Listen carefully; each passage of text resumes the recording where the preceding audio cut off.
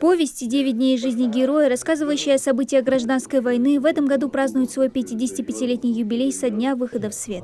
Написанная Багаудином Зязиковым еще в 60-х годах, она тут же обрела благодарного читателя в лице ингушского народа. Осенью Андрей и Алхазур отправились в Назрань, чтобы увидеть окружного комиссара и узнать, как новая власть решит насчет земли.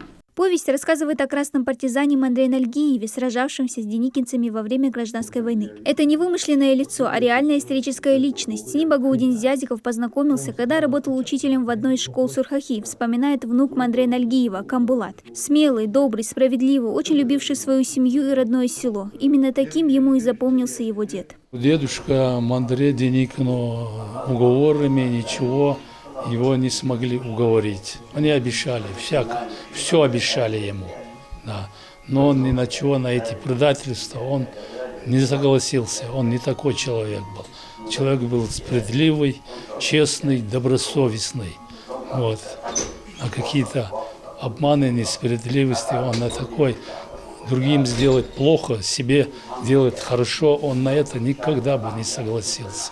Произведение, написанное со слов очевидца и на основе документальных материалов, на ингушском языке перевели на русский. Повесть вошла в ряд лучших произведений многонациональной литературы СССР и включена в учебную программу.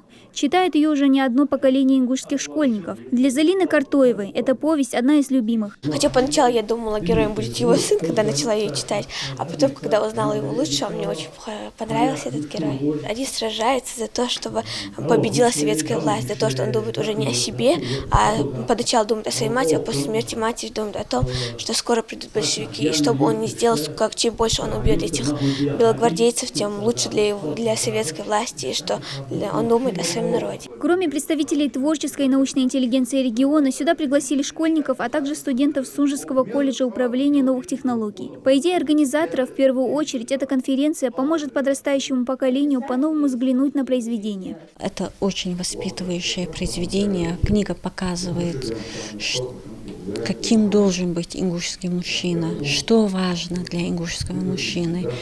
Вопрос земли стоит очень остро в книге. Кроме 55-летнего юбилея книги, в этом году также отмечается столетие Далаковского боя. Связать две эти даты организаторы решили неспроста. Ведь сама повесть – одна из немногих в ингушской литературе, так точно и ярко передающая гражданскую войну на Кавказе, частью которой являлся и Далаковский бой. И потому она должна занять достойное место в библиотеке каждого ингуша, уверены присутствующие. Дана Плиева, Магомед Даскиев, Новости 24.